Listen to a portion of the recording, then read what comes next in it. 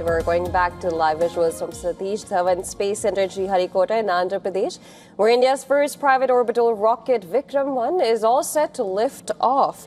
Now, this is, of course, the first privately built orbital rocket, which will be launched in a short time from now.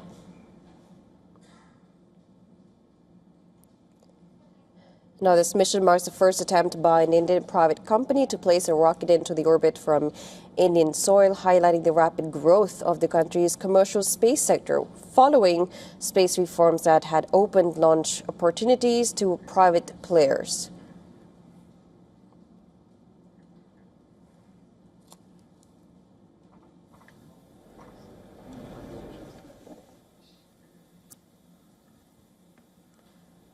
And of course, we have our principal correspondent, Siddharth joining us live from Sriharikota. Siddharth, of course, there has been some sort of delay, of course, where we know that it's going to be launched very soon. Tell us about the delay that we're having and, of course, more information about this launch, if you can tell us. See, what happens in the final moments before a launch during the countdown is that essentially there are so many computers that are tracking vital parameters of the rocket. So as this countdown happens, think of it like wearing a smartwatch and perhaps working out.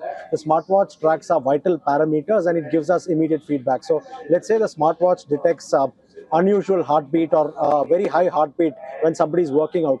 That means it's sending an alarm signal. The smartwatch is sort of trying to send an alarm signal saying that one should take care of oneself, right?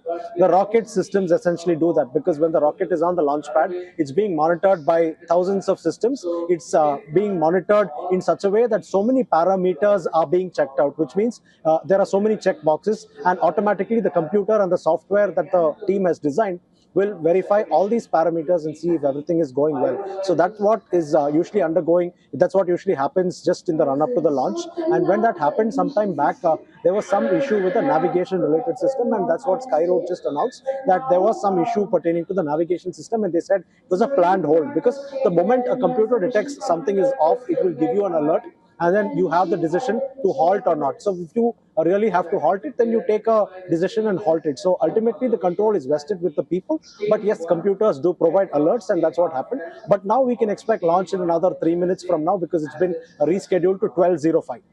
All right, of course, we'll be waiting for that to happen with all the positiveness. Of course, tell us about this, of course, how different this is from a normal launch, because, of course, this is a private company, which is fairly new. 2018 was when this company was launched, Skyroot Aerospace. Talk about this company for us, and, of course, how do we enter this private space now with this launch? See, different countries have had different trajectories on how their space programs began, because if you look at India, it was in the early 1960s that Dr. Vikram thought of establishing ISRO, and it began in a fishing hamlet in Thiruvananthapuram, Tumba in Kerala.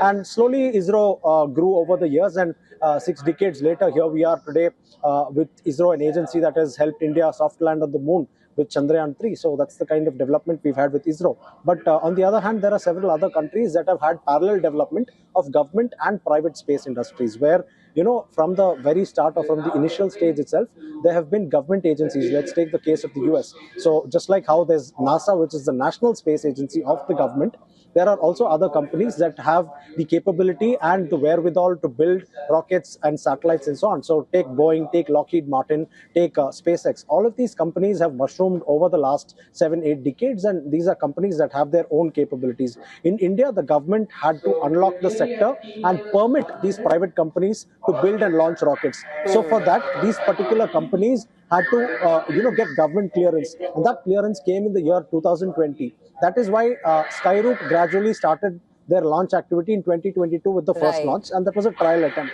So after succeeding in the first trial, now they're taking the second trial, which is to launch to space. Yeah, absolutely. And Siddharth, I was going to come to you because we have these seconds of these launches coming in. Let's just go and watch this live visuals coming in. Of course, I'll get back to you. Minus 50 seconds. Minus 45 seconds. Minus 40 seconds. Minus 35 seconds.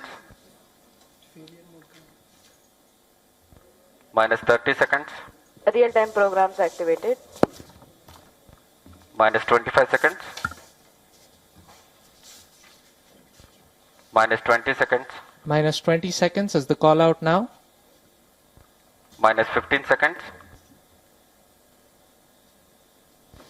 10, 9, 8, 7, 6, 5, 4, 3, 2, 1, 0.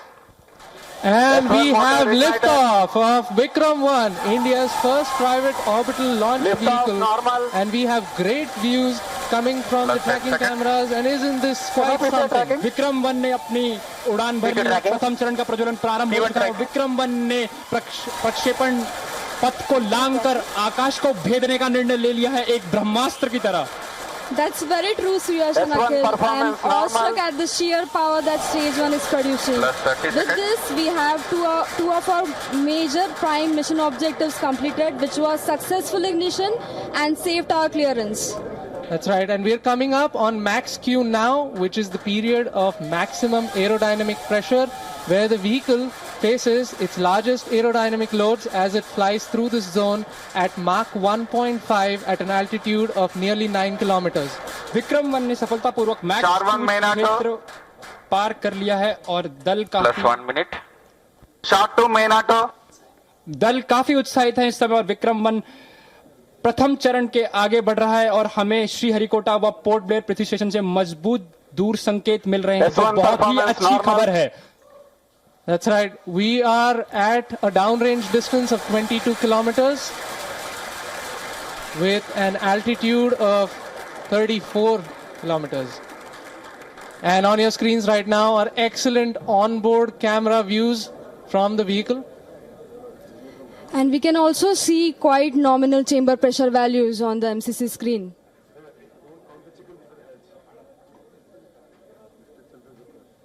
The vehicle is currently at an altitude of 50 kilometers.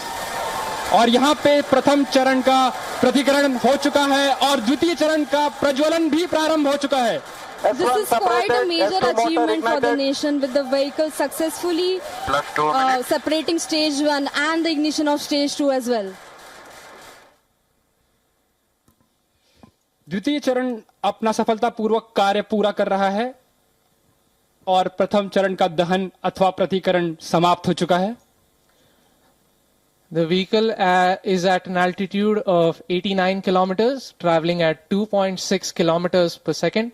Of course, our target velocity for today is 7.6. S2 performance normal. We've just heard call out that the S2 performance or the stage 2 performance is nominal.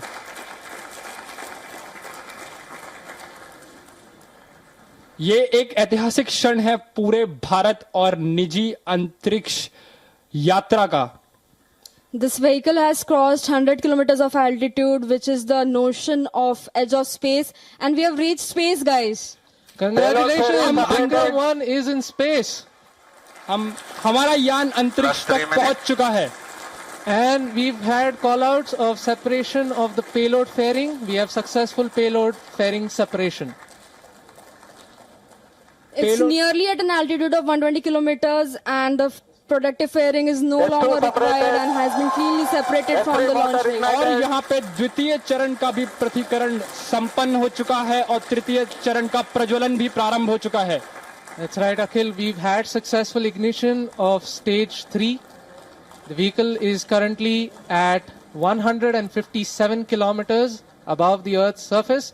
It is 355 kilometers downrange, traveling at nearly 4 kilometers per second.